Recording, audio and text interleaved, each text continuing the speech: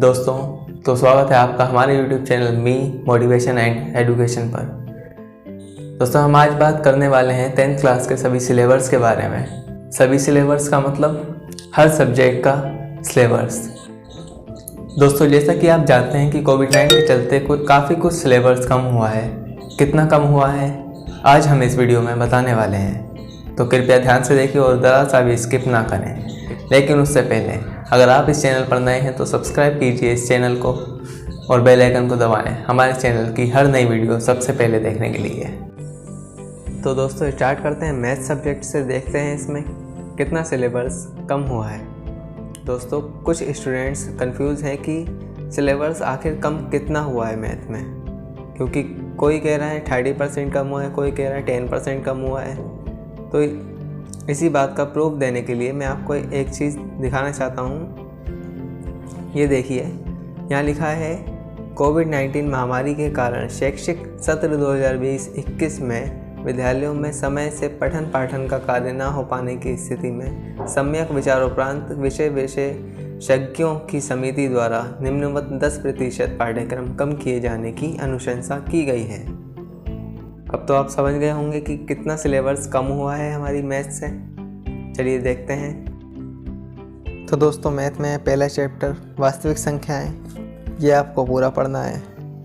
दूसरा चैप्टर बहुपद, ये आपको नहीं पढ़ना है। तीसरा चैप्टर है दो चर वाले रैखिक समीकरण युग्म, ये आपको पूरा पढ़ना है। एंड फोर्थ चैप्टर है द्विघात समीकरण, ये भी आपको पूरा पढ़ना है। अब आपका फिफ्थ चैप्टर है समांतर श्रेणियाँ, ये आपको नहीं पढ़ना है। सिक्स्थ चैप्टर है त्रिभुज, ये आपको पूरा पढ़ना है। 7th चैप्टर निर्देशांक ज्यामिति, ये आपको पूरा पढ़ना है। 8th चैप्टर में से कुछ भाग ही हटाया गया है, वो है 8.5 एक्सरसाइज। 8.5 एक्सरसाइज आपको नहीं करनी है, बाकी पूरा 8 चैप्टर आपको पढ़ना है। और 9th चैप्टर भी आपको पूरा पढ़ना है। 10th चैप्टर आपको नहीं पढ़ना है।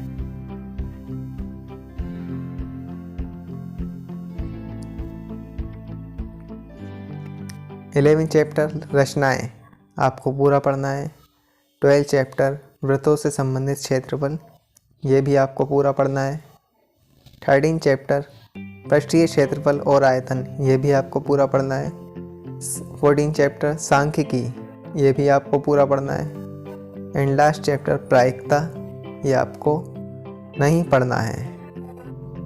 तो दोस्तों, अब बढ़ते हैं क्लास 10th की इंग्लिश सब्जेक्ट की ओर। अब इसमें देखते हैं कि कितना कम हुआ है। प्रोज सेक्शन में पहला चैप्टर द इंसेक्ट पूल, ये आपको पढ़ना है। एंड सेकंड चैप्टर है अ लेटर टू गॉड, ये भी आपको पढ़ना है। 3rd चैप्टर है द गंगा, ये भी आपको पढ़ना है। और चैप्टर है सुकरात, ये भी आपको पढ़ना है। एंड 5th चैप्टर है टॉर्च बियरर, ये आपको नहीं पढ़ना है। एंड 6th चैप्टर है our Indian music stories and anecdotes, ये आपको नहीं पढ़ना है। तो दोस्तों, अब बढ़ते हैं पोइट्री सेक्शन की ओर।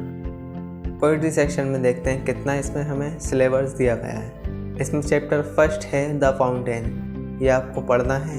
2nd चैप्टर है द साल्म ऑफ लाइफ, ये भी आपको पढ़ना है। चैप्टर 3 है द विलेज सॉन्ग, ये भी आपको पढ़ना है। एंड 4th चैप्टर है द नेशनल बिल्डर, ये आपको नहीं पढ़ना है। ओके, ये आपको नहीं पढ़ना है। अब बढ़ते हैं सप्लीमेंट्री सेक्शन की ओर। इसमें देखते हैं कितना सिलेबस कम कराया गया है। इसमें 3 ही चैप्टर हैं। चैप्टर फर्स्ट है the inventor who kept his promise, ये आपको पढ़ना है। चैप्टर 2nd है the judgement seat of Vikramaditya, ये भी आपको पढ़ना है। चैप्टर 3 है माई ग्रेटेस्ट ओलंपिक प्राइज, ये आपको नहीं पढ़ना है।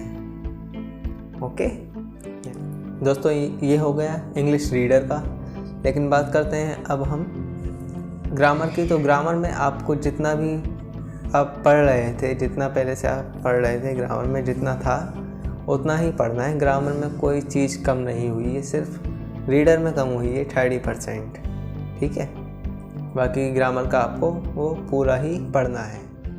ओके। तो दोस्तों जानते हैं सामाजिक विज्ञान का सिलेबस के बारे में।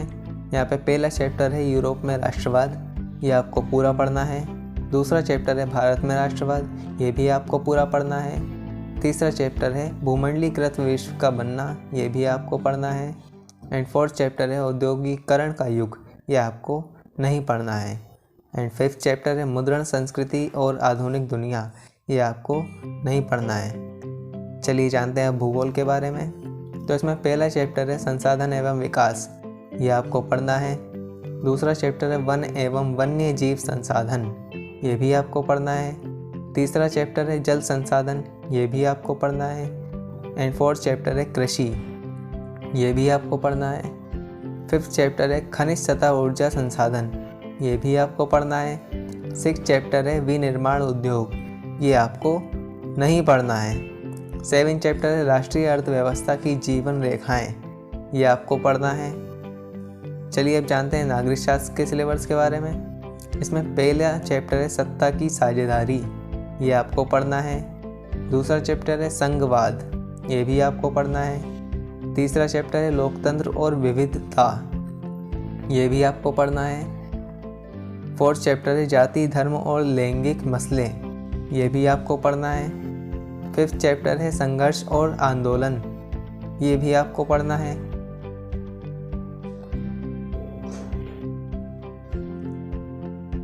सिक्स्थ चैप्टर है राजनीतिक दल, ये आपको नहीं पढ़ना है। सेवेंथ चैप्टर है लोकतंत्र के परिणाम, सेवेंथ चैप्टर है लोकतंत्र के परिणाम, ये भी आपको पढ़ना है। एट्थ चैप्टर है लोकतंत्र की चुनौतियाँ, ये भी आपको पढ़ना है। चलिए अब जानते हैं अर्थशास्त्र के सिलेबस के बारे में। इसमें पहला चैप्टर है विकास, ये आपको पढ़ना है। दूसरा चैप्टर है भारतीय अर्थव्यवस्था के क्षेत्र, ये भी आपको पढ़ना है। तीसरा चैप्टर है मुद्रा और साख, ये आपको नहीं पढ़ना है। फोर्थ चैप्टर है वैश्वीकरण और भारतीय अर्थव्यवस्था, ये भी आपको पढ़ना है। फिफ्थ चैप्टर है उपभोक्ता अधिकार, ये भी आपको पढ़ना है। अगर आपने अभी तक इस चैनल को सब्सक्राइब नहीं किया है तो सब्सक्राइब कर लीजिए ताकि हमारी हर नई वीडियो की नोटिफिकेशन आप तक पहुंच सके। तो इसी के साथ मिलते हैं अगली वीडियो में, तब तक के लिए जय हिंद, वंदे मातरम।